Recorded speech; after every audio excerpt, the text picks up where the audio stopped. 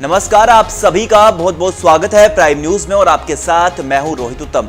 एक बार फिर one nation one election bill को लेकर मुद्दा गर्माता हुआ नजर आ रहा है। केंद्र सरकार साल 2018 से ही वन नेशन वन इलेक्शन पर जोर देती हुई नजर आई। हालांकि विपक्ष इसके विरोध में उतरता दिखा। केंद्र सरकार ने 18 से 22 सितंबर के बीच 5 दिवसीय विशेष सत्र बुलाया है। पिछले 10 सालों में ये पहली बार है जब मोदी सरकार ने कोई स्पेशल सेशन बुलाया। एक देश एक चुनाव की दिशा में सरकार ने पहला कदम उठा दिया है। दरअसल सरकार ने इसकी संभावनाओं पर विचार के लिए एक कमेटी का गठन किया। इस कमेटी का अध्यक्ष पूर्व राष्ट्रपति रामनाथ कोविंद को बनाया गया है। आखिर है क्या ये वन नेशन वन इलेक्शन? देखिए, आसान शब्दों में आपको इसका मतलब समझाएं तो एक ही समय पर लोकसभा और विधानसभा चुनाव करवाना। मौजूदा समय में बीजेपी इसके पक्ष में है। उनका विचार है कि वन नेशन वन इलेक्शन में खर्चा भी कम आएगा।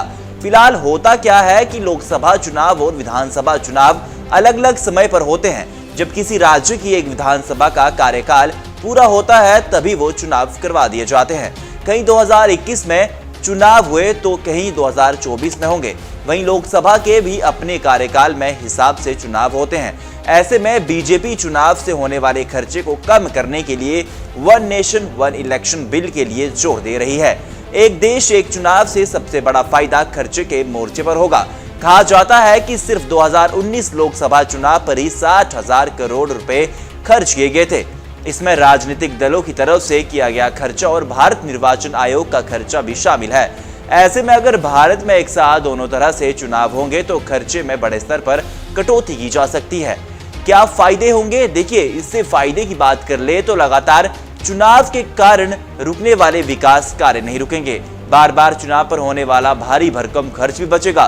सुरक्षा बलों की तैनाती पर होने वाले खर्चों में भी कमी होगी। चुनावी भ्रष्टाचार रुकेगा।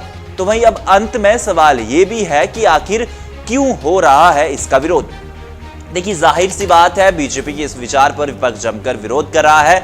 उनका मानना है कि ऐसा होने से वोटर्स के जजमेंट पर असर पड़ता है, क्योंकि राज्य और देश के मुद्दे अलग अलग होते हैं और अगर 5 साल में एक ही बार पूरे देश में चुनाव होगा तो सरकार की जवाबदेही भी जनता के लिए कम हो जाएगी। आम आदमी पार्टी पहले से इस बिल को असंवैधानिक और लोकतंत्र के सिद्धांतों के खिलाफ बता चुकी है। तो वहीं लगातार हर एक पार्टी इस पर चर्चा विमर्श करने के लिए लगातार तैयारियों पर है।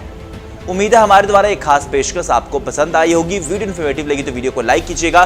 पेज पर नहीं हो तो पेज को फॉलो जरूर कीजिएगा। ऐसी ही देश में तमाम खबरों के लिए देखते रहिए प्राइम न्यूज।